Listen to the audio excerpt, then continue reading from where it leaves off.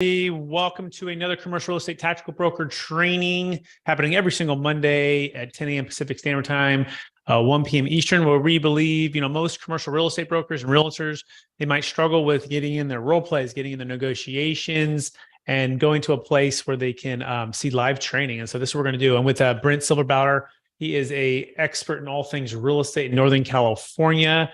And we're here to dive right in. Brent, how are you doing today? Doing awesome. Glad to be here. Excellent. So you went over last week, right? I think you headed up the training, or we did together. Yeah. I'm trying to remember that one. I headed up. Yeah. Yeah. What did you learn? What did you use over the week? And then let's talk about what we're going to talk about here today. Yeah. Last week was all about interest generators. The cold call to an interest generator. So you got to have that interest generator that allows you to set up a time to meet. And so it could be anything. It could be, but basically it's like a hyper local thing that is directly affecting their property, generally speaking, or an exit strategy like we do the deferred sales trust. That is a great interest generator. Hey, I'm helping out another client down the road. They're selling 3, properties, and we are using deferred sales trust. We're not doing 1031 exchange, avoiding all capital gains, and going into liquid assets. That, and I would like to talk to you more about that. Do you have time tomorrow? Whatever. So that's just a great interest generator, but there's all kinds of different interest generators. That's what we talked about. Excellent. That's fantastic. And the purpose of a cold call and the interest generator is to A, pique curiosity, B, open up a window for opportunity to close for a meeting. And then once you're on the meeting, you're actually going to be diving into their goals, their challenges. You're not to have the meeting on the phone. You want to get in person so you can start to get the business relationship really moving forward. And by the way, I want to teach you guys something today that I'm just learning for the first time. It's called future pacing, right? And as we're in this first meeting and we're going over their goals, challenges, where they're trying to go, we're going to be asking not only, initial question about why they're passionate about real estate or what it's meant to them to own the real estate, or, what are some of their goals? And as they are explaining that, we're going to use the sounds like, feels like, and seems like, right? As ways to label emotions and bring out even more. Also mirror the last few words that somebody said. But on top of that, we're also going to take the next level of once I say, Brent, hey, that sounds like you want to get rid of the toilets, trash, and liability and pay off your debt and have some, not only some financial freedom, but some time freedom. You would say, that's right. That's right. And now I might even say at this point, what would that look like 1 year from now if you're able to achieve that? Oh, yeah. The vision of my preferred future. Yeah, future pacing, right? What would it sound like? What would it feel like, right? What would it mean for you and your family as it pertains to exiting, right? So these are questions that help you to future pace, and really more so than that, actually to gauge motivation. Because guess what? If someone's not really clear on where they're going or what they want, what are the odds that they're going to take action? 0. Exactly, right? And so not only do you want the interest generator to get the meeting, to find out what some challenges are, but you also want to see if they even have clear expectations for where they're going, because sometimes they may not have those, right? And that might be part of the meeting. So future pacing is a way to help them clarify where they're going. So in fact, I'm going to pull up some information here I was just reading about that will give us some more. And this also has to do with determining whether or not it's worth it to actually do a pricing and financial analysis. Okay. So you might ask something like this: for what purpose, right? So someone might say, yes, that does actually sound good, that I could exit my properties, be tax deferred, and be done with the toilets, trash, and liability. There's an idea of what's called chunking up, where you're trying to really figure out internal motivation. So something you might say here, Brent, is something like, well, what do you want? Well, I just really want to be free from the stress from having to get these calls from my maintenance, from my management, from the tenants, from the city, and you say, for what purpose? There's a question you ask. Well, for what purpose? Mm-hmm. Or another way you might put it, if what purpose would that serve if you were free from all these things? In other words, you're trying to get to some internal motivations of what's going on. Is that making some sense there? It totally makes sense. It makes a lot of sense. And they might say something like, well, to be able to have some peace and quiet. And you might say, peace and quiet. Quiet, right? And they might say, yeah, to not have to think about that phone ringing, and bothering me, or that text message, right? And then you might say, for what purpose? And they might say, well, to relax. And of course, you can mirror relax, but you could also just keep digging and say, well, what purpose would it solve to be able to relax more? They might say, well, honestly, to kind of feel sane. I went through COVID for a couple of years, and it was pretty intense. Things were pretty smooth for a while until rent control came in, until eviction control came in, until 1, 2, and 3 happened. Yeah. So you might do a label. What label would you do on that, Brent? It sounds like you really want that freedom in your life. Yeah, freedom, but the freedom that wouldn't just be financial freedom, because I've achieved that. I have multiple $1 million of property, but it's a different type of freedom, Brent. So it's more like stress freedom. Yeah, it sounds like, for a lot of your life, you've been really focused and energized and dealing with the stress and anxiety of really running a real estate business. And you're ready to slow down and relax a little bit. That's exactly right. So now that you've chunked up and you've gotten some like the internal purposes, right? And by the way, you should be writing these things down. Relax a little bit more. I drove my entire life. I'm looking for different types of freedom. You're taking these notes as you're asking these things. Now you want to really kind of what's called chunking down, which is like specifically, what specifically can you do right now to unlock some of the freedoms you're looking for? Or what is the one thing you can do that will give you the full freedom of what you're looking for? Not just the financial freedom, but the time and energy freedom. Yeah, Brett, I just want to say, this is an amazing thing. Dude, freedom always speaks to so many people, and they're locked into these real estate businesses or whatever because of taxes. And you're offering them freedom, bro. People don't understand how valuable freedom is. It's what every human being desires, is freedom to do what they want to do when they want to do it. And all these folks that had passive income and a ton of real estate, they're realizing that it's not exactly free. Yeah, 100%. And I couldn't agree more. And you said it very well. And I think it's, my dad, for example, we grew up in the Bay Area building houses and having rentals our entire lives. And he says, this is California, 80s and 90s. He goes, Brett, it was they wanted you to do business. They were on your side. They wanted you to build housing. The inspector wanted to pass the inspection. They were moving things forward quickly and reasonably with common sense. And now it's the opposite. It's like, it almost feels like a lot of the parts of California, especially, or other big states like New York, New Jersey, it's like the government's actively fighting against you to run your business in a common sense way, to run your business in a profitable way. And it becomes, as a lot of our clients are becoming, our baby boomers, are already baby boomers, they're already getting older.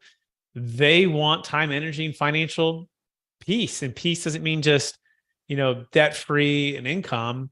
It means, the ability to live their lives with the freedoms that they really desire, which is time and energy, location freedom. So you might even say something like this, Brent. What is an example of in the past that you've had, true financial peace, right? With the type of financial, freedom that you're looking for? Never. Okay. And so they may not have that. You're right. They may not have that. Or they could even say, well, maybe before I owned real estate, or before I was in the multifamily business and I was constantly dealing with all of the changes, right? They may say, when I was in college, couch surfing was the last time I had time freedom, when my parents were paying for everything. And I loved that season of my life. And I dealt the last 30 years trying to get back to just going surfing when I wanted to. Yeah, right. And then you might say, what kind of freedom would that provide if you could go surfing whenever you wanted to, or travel, whatever the things you're looking to do? Hopefully not give up entirely on all your responsibilities. And I'm sure no one's saying that. But what would that mean for you if you could honestly go back to your hobbies and spend time and energy doing the things you want to do? How would you feel, and what would that mean to you? Yeah. So I'm chunking back up again. Okay, I'm looking for a bigger purpose. And you might just say the same thing over again. Well, give me what I really want. Okay, got it. So how specifically can we get there right now? What's the one thing that's holding you back from moving? Okay, now you're going to chunk back down to the specifics. Question. Yeah. Is this all on the first cold call? No. This is on the first meeting, right? So future pacing is on the first meeting. Correct. Interest generator is on the cold call. Yes. Yeah. Okay. All right. Right. So it's basically taking mirroring and labeling to another level, right? We're going to mirror and label to start the call, but as we start to get into some stuff that seems like it's maybe not as tangible as you want it to be, well, I want to get the highest price and the best terms, Brent. For what purpose? Yeah. Well, so that I could have enough to live off of, or to move into my next deal. For what purpose? What would meaning? And you might not just say it like that. You might add, well, what would it mean if you could have the highest price and the best terms to move as much money into your next deal on a 1031 exchange? For what purpose would that solve or help you with? And essentially, what we're trying to do is trying to get them to dig into a little bit more emotion, is what I'm saying, right? Versus just the logic. Okay. Mm-hmm. And helping them to see an internal part of what they're trying to do. Because until we get to that point, it's going to be difficult for us to really help them, honestly, right? Honestly help them in a way that's transformational versus just transactional, right? So we're going to chunk up for what purpose to figure out what that's out. And then we're going to specifically say, like, well, what's the one thing, if we were to be able to do it today and get done for you, that would make everything else irrelevant, right? Or just, increase your freedom by twofold.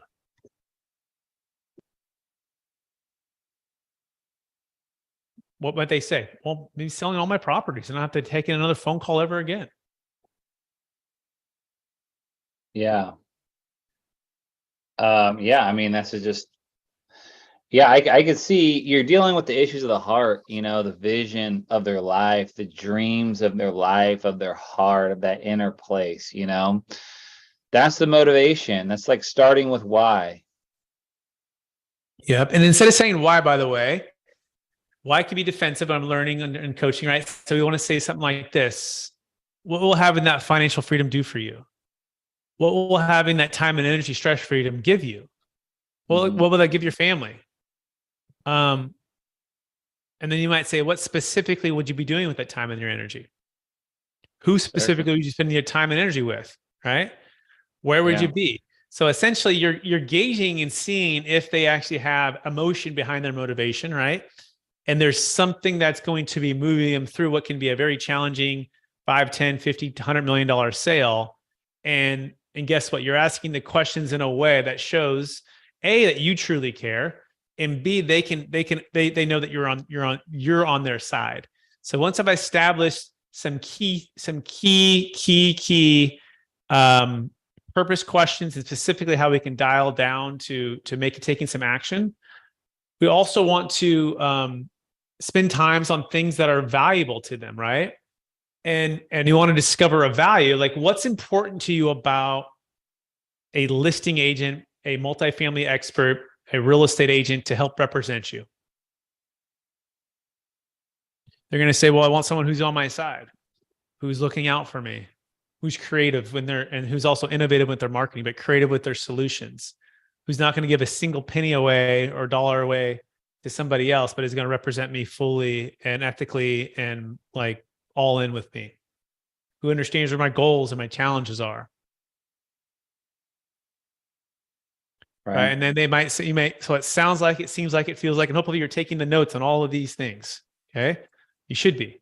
And that should be the place you refer back to make sure that you're doing what you should be doing, right?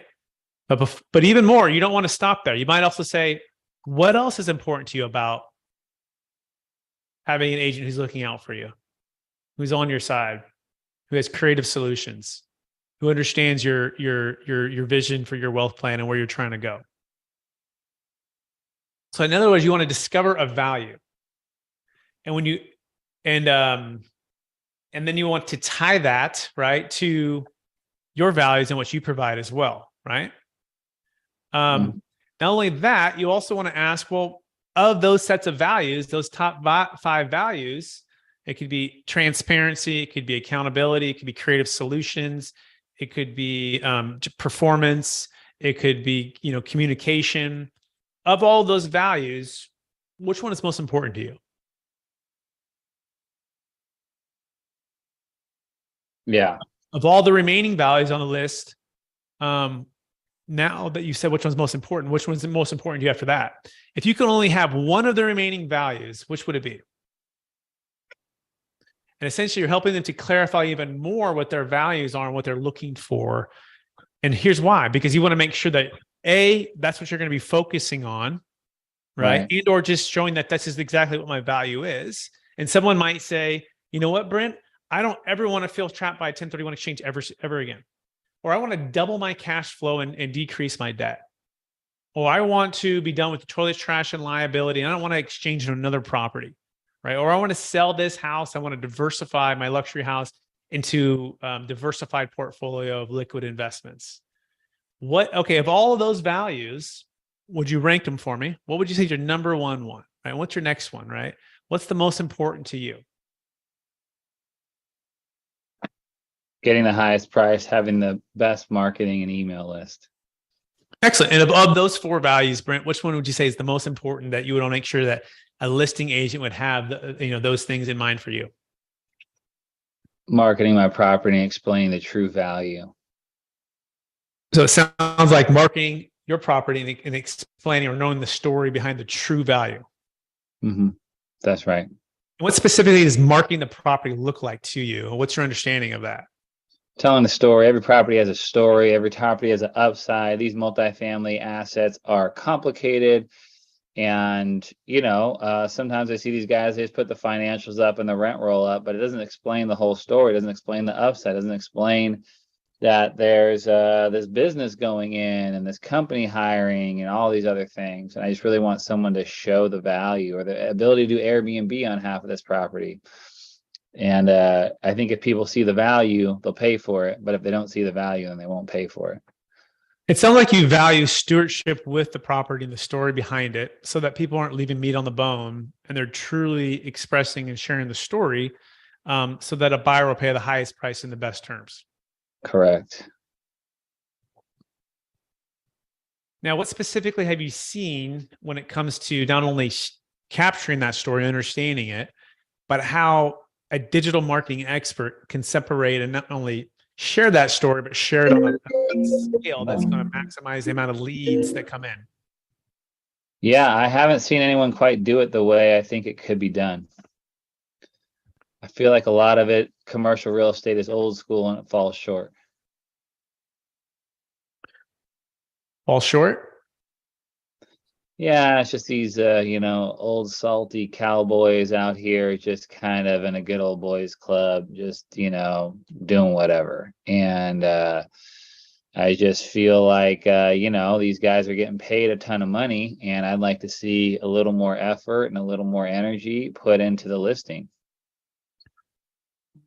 So it sounds like you like to see more energy, more effort, more transparency, and more marketing in a way that captures the essence of what your property is, doesn't leave any meat on the bone, but essentially gets you highest price in the best terms for all the blood, sweat, and tears that you put into the property over the years. Yeah, I just want to make sure that all my energy and effort, this is my big exit, and that I'm partnering someone who has the same hard work ethic that I have, so that I could work all these years on this property and do everything right. But if we trip up on the exit, then, all that's for nothing. Excellent. So here's the key, right? as we're talking and asking these questions, what we found with myself, with my clients, and with anyone else that you're probably working with, if you think back about it, when your values align, business happens naturally. But if we're not talking about values, ranking values, sharing vision, asking questions to pull out vision and values, how is it going to happen naturally? It's not. It's going to feel transactional versus relational and transformational, right?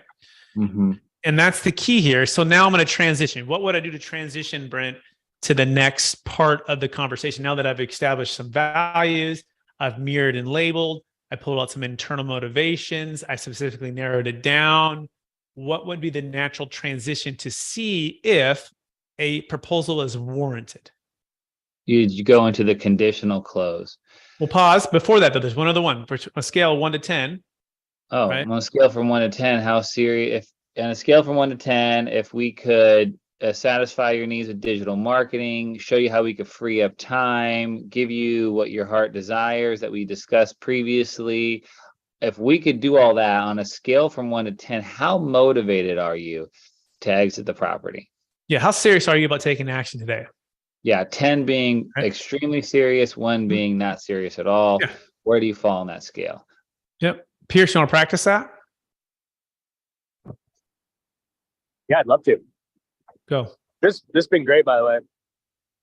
So I guess I'll just. Do you want me to just say the line? Like on a scale of 1 to 10, and just mirror back what Brent just said. On a scale from 1 to 10, how motivated are you to taking action today? Okay. 1 being the least, 10 being the highest. Okay. Yeah. Yeah. On a scale of 1 to 10, given what we just talked about, with your values of getting some freedom beyond just financial freedom,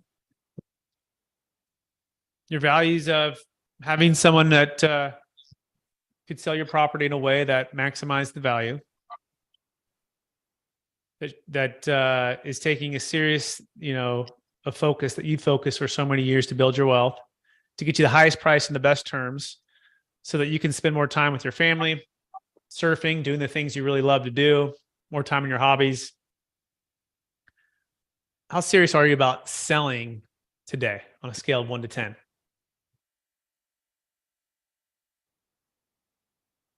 Brent, you might say what?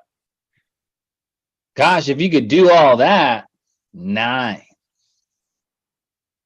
9. If you can do all that, if you could show me how I could avoid these taxes, increase my cash flow, and especially allow me to reach my goal of surfing with my kids every day in Huntington Beach or wherever Pierce is over there, that looks kind of nice, then I would. Beach, where's that Newport Beach? Newport Beach. Pierce. Yeah, if you could get me where Pierce is every day, then I'm a 9.5 actually. Good. So now it's going to go to transition. That's actually, so, basically I would say 7, 8, 9. No, really, it's how they're saying it, right? Because somebody's 7 might be someone else's 9, but I mean, if they're saying it with some emotion and some conviction. By the way, if you want to learn more about any of this, you go to expmastery.com. We're constantly growing and building our team with the best experts across the country in commercial real estate, especially multifamily and luxury realtors. We want to encourage you to take a peek at the model with eXp, and we want to encourage you to take a peek at our team to see if it could be a good fit. expmastery.com. But essentially, what you want to do is you want to gauge their emotion and their intent, right, of actually taking action on about how serious they are, right? So now that we know that they're serious, they actually do want to seem like they do intend to take action. Brent, what would be the question to ask to now find out, really to find out if you can be in a business relationship moving forward? Okay, so yeah, it seems like you're pretty motivated. You said 7 to 9.5. So if I can get a proposal together, and if I could show you how we can give you more time freedom, show you how we can increase your cash flow, show you how we can exit the property at a high level, if we could do all that and we could agree on price and terms to your satisfaction, would you allow me to exclusively list and sell the property? Excellent job, Brent. Yeah. assuming we agree on price and terms, and to your satisfaction, it can show you how we're going to solve for A, B, and C, and not do D, E, and F, right? To help you achieve your exact goals that you want. Is there any reason why you wouldn't allow me to show you that on proposal, come back to you with a listing agreement that you would sign and list the property with me in 2 weeks, however you want to put it, right? Mhm. Something along those lines. You basically just asking for a commitment. If I would you, right? If I would you be willing to take action, right? And we're also looking for objections, challenges, things that might come out to stop that performance, right? The ability for them to perform, or it could be a partner, it could be a loan, it could be a number of different things, right? We want to bring out the potential objections so that we're prepared for them. Does that make sense, Brent? Yes. Pierce, any questions on that? No, but I do have some questions on the cold call. If we can go back to that for a second. Go. Sometimes when I'm cold calling, I get like a lot of people who like don't speak English really well. Do you just move on? How do you mean when you say they don't? They just like, I don't know. They either are like using the fact that there's like a little bit of a language barrier as a reason to not talk, or they basically just like they don't speak English very well. It's very hard to have a conversation with them. Do you pursue that at all, or do you just hang up and move on? Well, what do you think you should do? I don't know. It's frustrating when you can't hear them, but like, again, it's over the phone. Sometimes they're choppy. Well, what can you do? Find somebody who speaks Chinese. What else? What else could you do?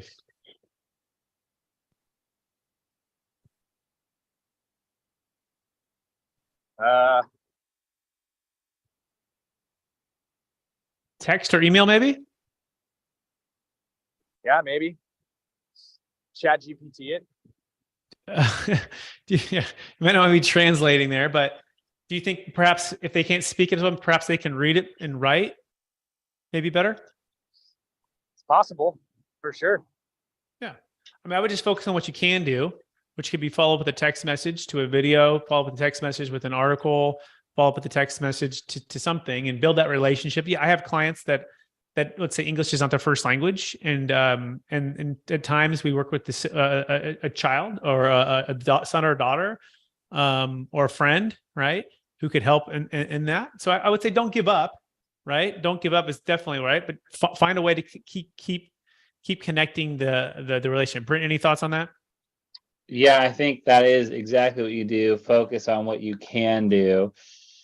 And email, text, there's translators, there's all kinds of kind of cool stuff. But I have had that situation before, and it is difficult. And I have found that email is probably the best way to do it. It takes longer to communicate, but if it's a big deal and they're, open to working with you, then it's worth it. Now, if it's a small deal and it takes a ton of your time, then you got to you got to feel it on your own gut when to cut the cord. Yeah. I guess that's why I started with when it's a cold call, right? Because it's like, they don't know you. I guess it depends on the size of the deal at that point. If it's a fourplex worth $1 million, probably not. But yeah, maybe. But also, what if they own a $50 million deal down the street that you don't know about yet because it's in an LLC with a name that's not necessarily connected? So to me, you want to get the meeting, right? And you want to move the relationship forward. You want to put them on a drip campaign, a text message drip campaign, send them video updates. Part of your database is nurturing that. And guess what? If you show enough value and you're persistent enough, you can push through the language barriers. And it probably would mean, hey, I've had calls. My mom and dad talked to you 6 months ago. You probably didn't understand fully what they're saying, but they told me to call you, right? Now, all of a sudden, you're the person who stuck with it, even though you had the language barrier. So I just focus on what you can do, Pierce. We're up at top of the hour, so I want to thank everybody. It's been 30 minutes here. We're going to encourage you to take action if you're a commercial broker, real estate agent, and you want to learn more. You can go to expmastery.com. We have some of the top luxury, residential, and commercial brokers. And we want to encourage you to take a look at our team. Brent Silverbauer, thank you. Where can people find you if they want to find you? BrentSellsChico.com. Pierce York, if people want to find you, where can they find you? KingdomLuxuryRealty.com. Excellent. And everyone, thank you so much. If you want to go to capitalgainstaxsolutions.com, you can also check out how to eliminate the need for the 1031 exchange to grow your business. And if you want to look at more commercial real estate training and ways to partner with us, go to expmastery.com. We'll talk to you next week. Thanks, everybody.